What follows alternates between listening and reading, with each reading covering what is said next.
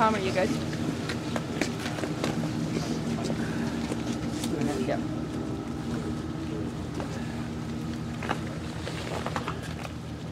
So good morning. My name is Justin Alfond. I'm proud to be one of the state senators for the city of Portland in the state Senate. You'll see today we're gathered here as a unified city of homeless clients, homeless advocates, community partners and leaders, city staff, city and state elected officials. We're here because we know Portland is different.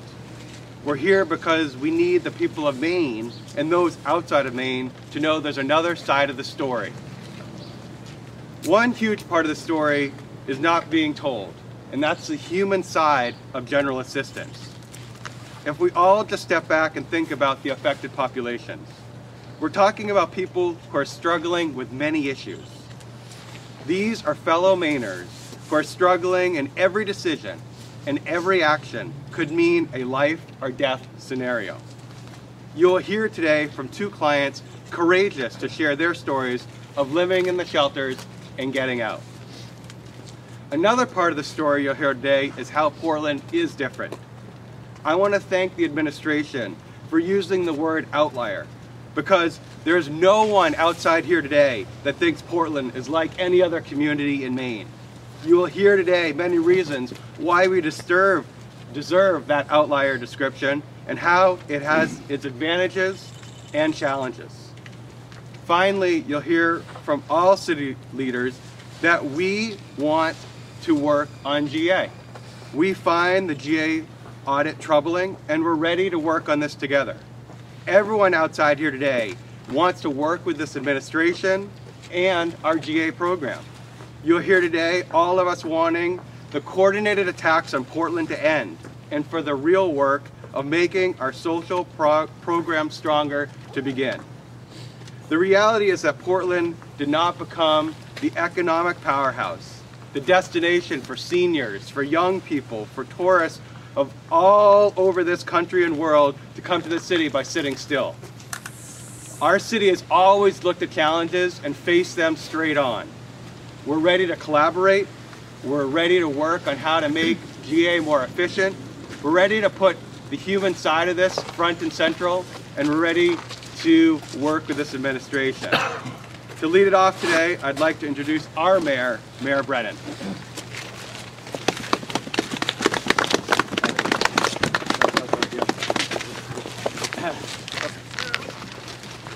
Well, thank you very much.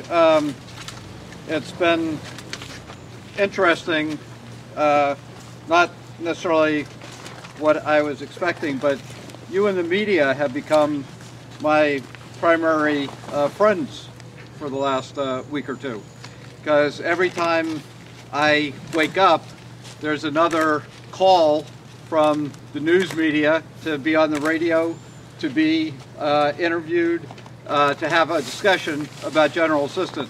So I'm really glad to be here today with everybody so we can have a full discussion about what's happening in the city of Portland and what's happening with general assistance and what's happening with homelessness. And Senator Alfond is absolutely right.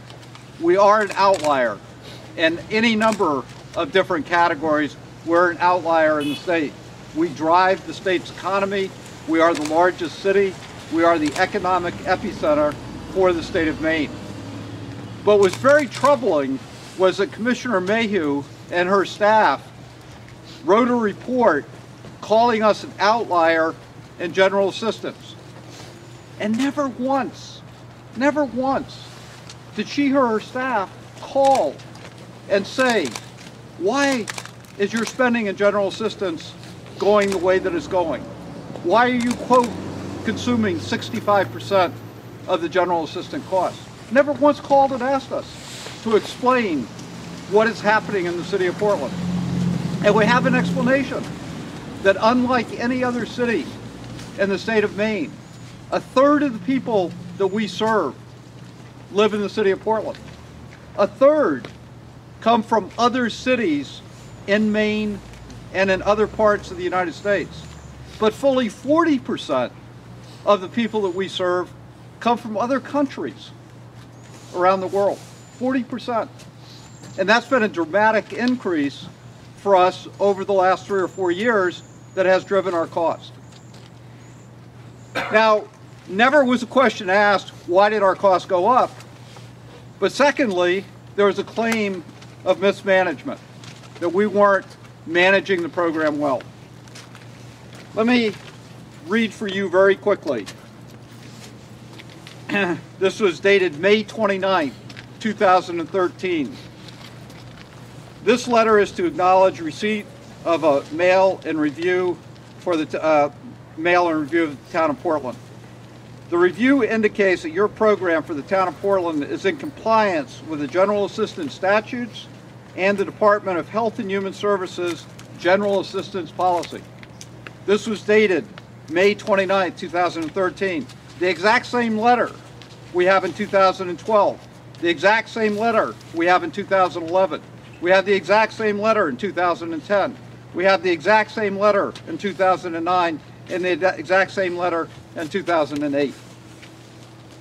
Last year, when the audit was done, there were questions raised about, quote, presumed eligibility and some of the practices with the shelter and with general assistance program. We wrote a response to those questions that were raised in the audit. A year later, we have not heard back from the Department of Health and Human Services in response to our letter to them. So, as Senator Alfond pointed out, we stand ready. I called the governor on Monday and said we'd be more than happy to meet with him and with the Commissioner of Health and Human Services to discuss their concerns and their issues with the city of Portland. I thought it was urgent that we meet. The governor and commissioner, the first date they gave me was the end of March.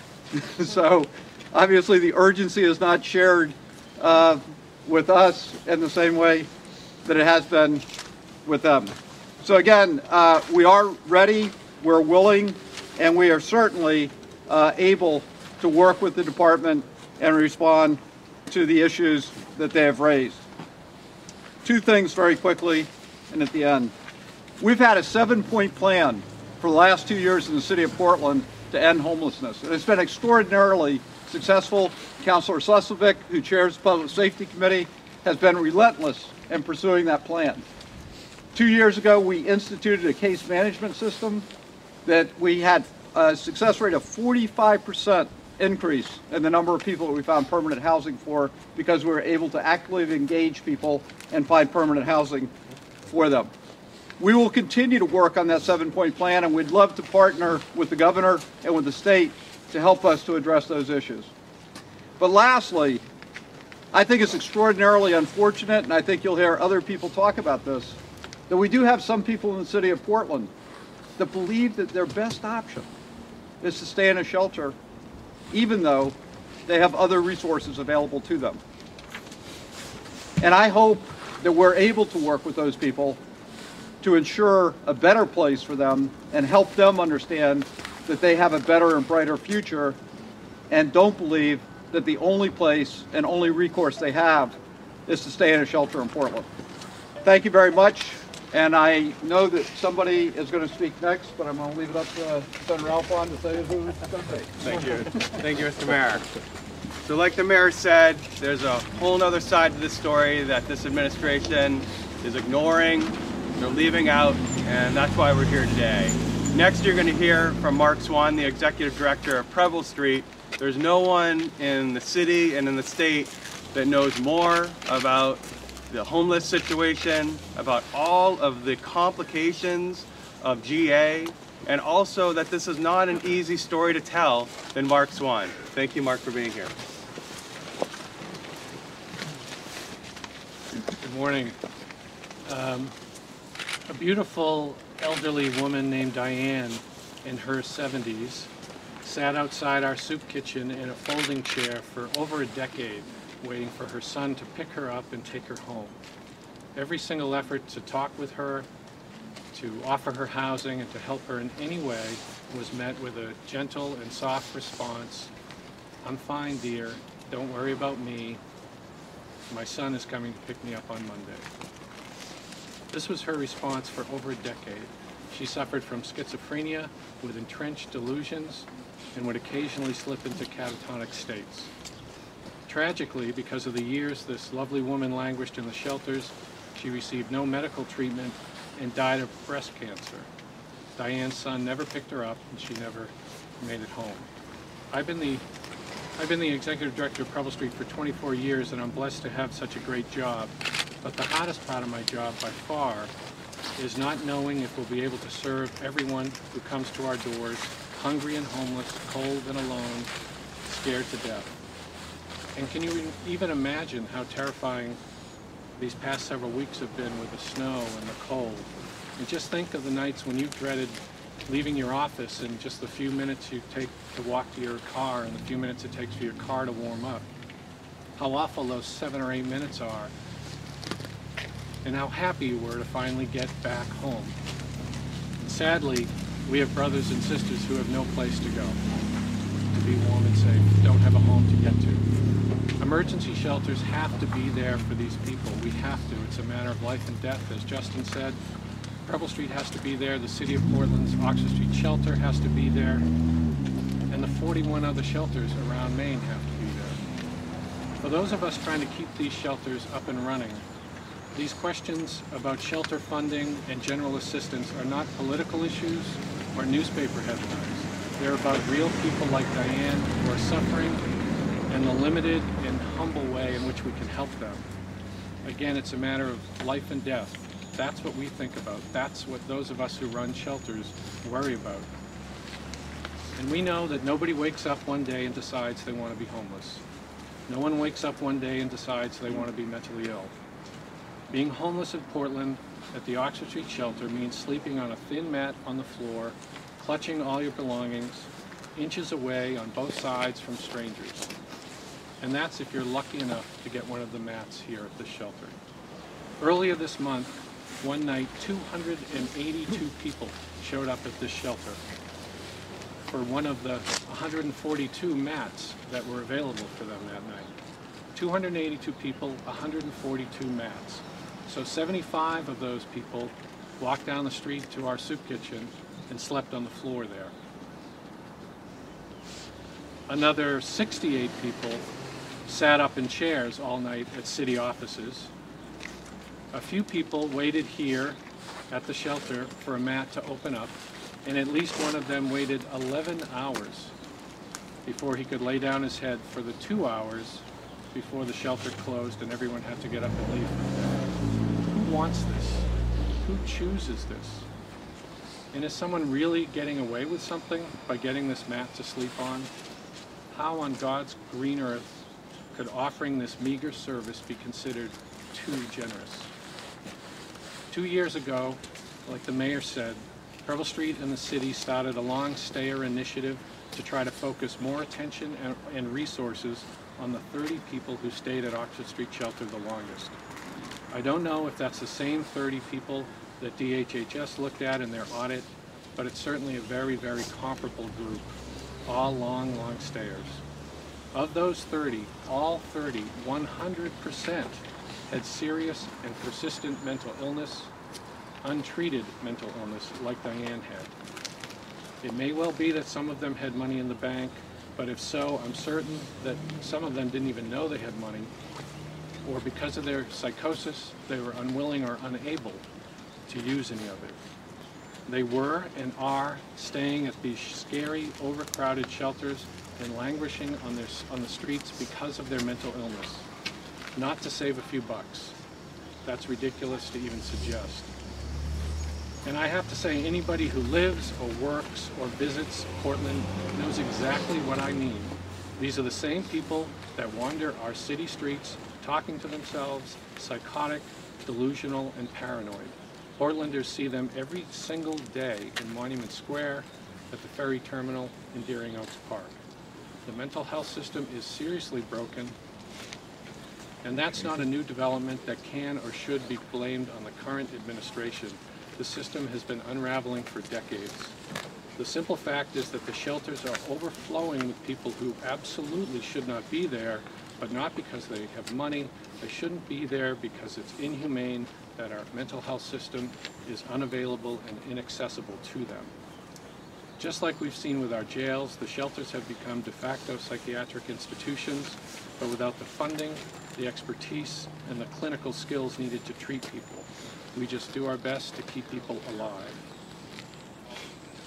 And emergency shelters do that with whatever tools are available to us, with whatever funding shelters can scrape together. Shelter directors' first worry, as I've described, is their client's safety. But their second worry, without question, is having the funds needed to stay open. 5 agencies here in Portland have stopped running shelters over the last decade or so because of lack of funding. 5 agencies, good organizations, Catholic Charities, Salvation Army, YWCA, Youth Alternatives, Ingraham. Good organizations, but no money to run their shelters. Where did those clients go? Right here. But having said that, I also agree with the premise that general assistance is in fact the wrong mechanism for funding emergency shelters. It's meant for individuals in the form of vouchers for emergency food and emergency rent. That's what it's for, not to run shelters. I agree with that. But it's one of the only funding streams we have. So let's throw it out maybe, but let's make damn sure we have the resources, the sufficient resources to replace it. Funding for emergency shelters in the state has not been thoughtfully discussed or debated for over 25 years.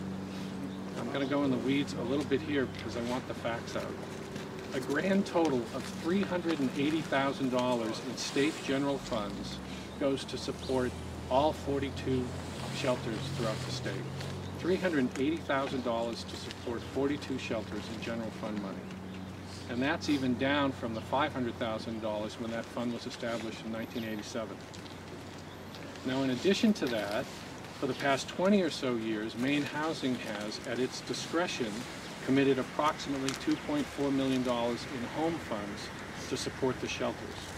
Thank God Maine Housing has done that. But that's not the right funding mechanism either. It's not why the home funds were established in the first place. It's discretionary, so it can go away quickly. And the home funds themselves often become a political football in Augusta, so it's a very vulnerable source. And then, of course, we have Portland and Bangor, who both use general assistance to keep the doors of their shelters open. Again, it's one of the very, very few sources available.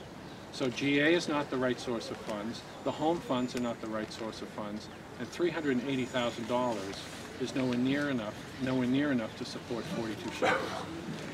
What can we do? I propose that in a thoughtful way we transition shelter funding away from these funds and establish a meaningful and sufficient state fund to support Maine's emergency shelters. Let's call it the State of Maine Compassion Fund. The state needs to acknowledge the importance of emergency shelters as a crucial, absolutely crucial component of the safety net and fund them accordingly. The State of Maine Compassion Fund can do that. Now it's the time to start over. We owe it to those counting on us to do it right. And I would also ask that we all do a better job, all of us, including the media, at connecting the dots between untreated mental illness and the growing number of people at our shelters. Let's have a real conversation about that. Is this how we as a state and as a community want to treat people with debilitating mental illness? We have to stop pointing fingers at one another, stop saying what doesn't work and what's wrong with the current system. The issues we're talking about here are very complicated. Poverty, mental illness, and homelessness are complex. But I think we should and can figure out a good public policy to, at the very least, help keep people safe and warm and off the streets and alive. Please, let's all do that together. Thank you.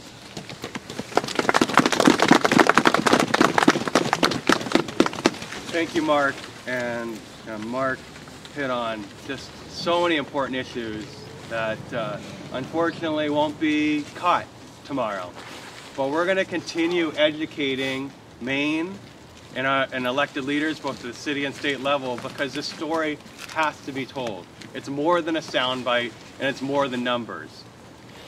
I'm really just amazed and so proud that two two former clients of the Oxford Street Shelter, are here with us to talk about what it's like to be homeless, what it's like to sleep 5 inches from someone else for the night and then be kicked out at 8 a.m. in the morning. The first person that will be talking with us is Glenn Duckworth. Thank you, Glenn, for being here. Yeah. My name is Glenn, and I've been sheltered for a couple of months now. And hopefully, I'm not going to be here much longer, thanks to the Health Community Center across the street from Preble. They're going to get me fixed up and get me out of here. They asked me to speak today about the young people that are here, which I do feel bad for, on the fact that I see a lot of mental health challenges, people that I don't know if they'll ever get out of here. It seems that way to me anyway, and the people with physical challenges as well. Just the simple things in life, like getting a shower or going to the bathroom. You have a line that's 15, 20 minutes long just for easy things. I think the state of Maine needs to step up and do something different. I feel as though someone, I don't want to point the finger at anyone, but I know this is my story, and I thank you for listening to me.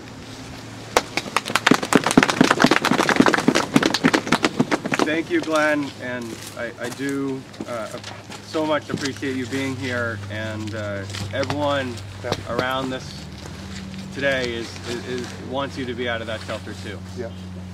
The next person who will be speaking is Gary Lee. Gary was raised in Eastport and has experienced homeless in the last year or so after a long career in the grocery business, and he's here today to share his story. Thank you, Gary.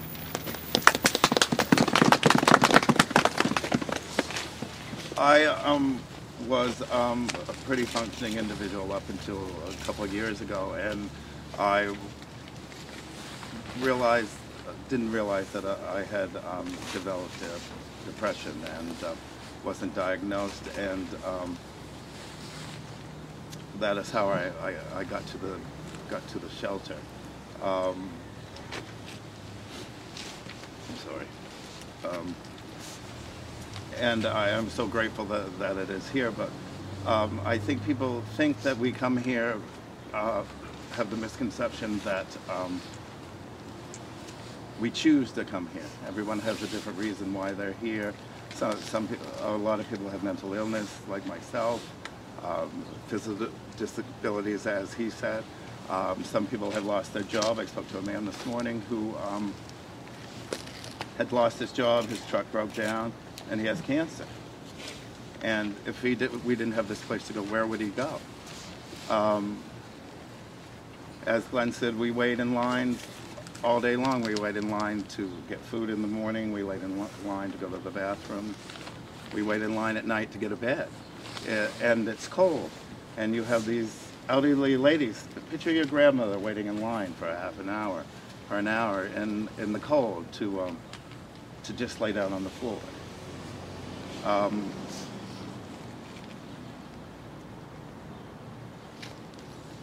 Sorry.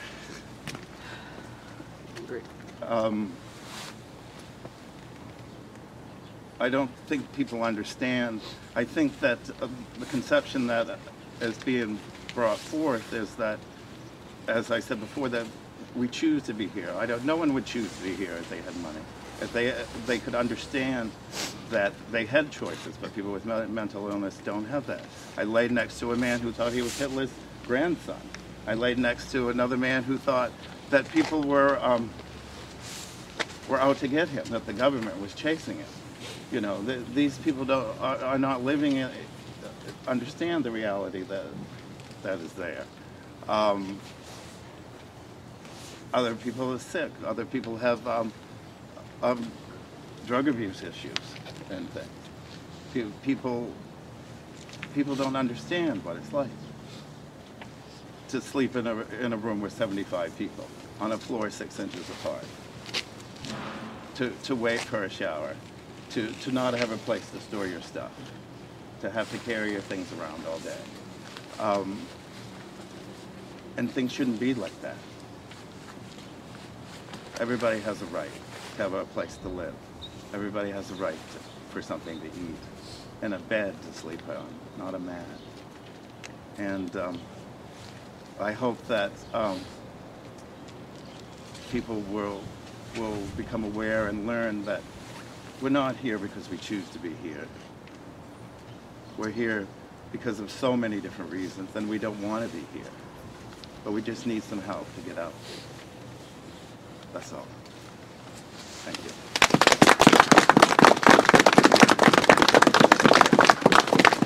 So thank you very much, Gary. Thank you very much, Glenn.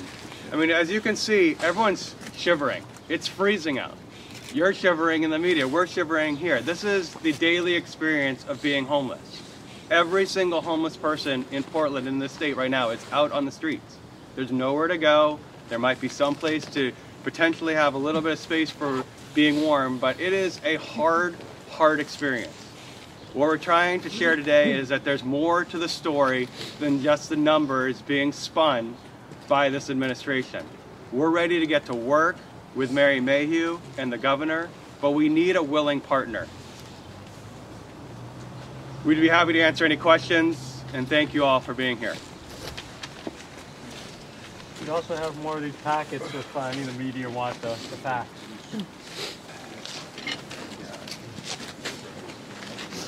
The commissioner said that the department really is very keen to speak to the council and to Portland about this since the audit came out. Have you approached them this week since you saw the audit? Does anyone? So as far as the city, I can't speak for the city, and I know there are folks here from the Health and Human Services Committee, and I'd look to Peter, and I'd look to counselors, I'd look to Drew for those answers. But we do know next week is a very important week in the Appropriations Committee, where the Appropriations Committee and the Health and Human Services Committee will be talking about all of the programs in the state that we support people, and general assistance is an important one. But there should be no confusion that the city at every level, whether it's elected, city leaders, we are ready to work with this administration, we're ready to work with Mary Mayhew, and there is nothing but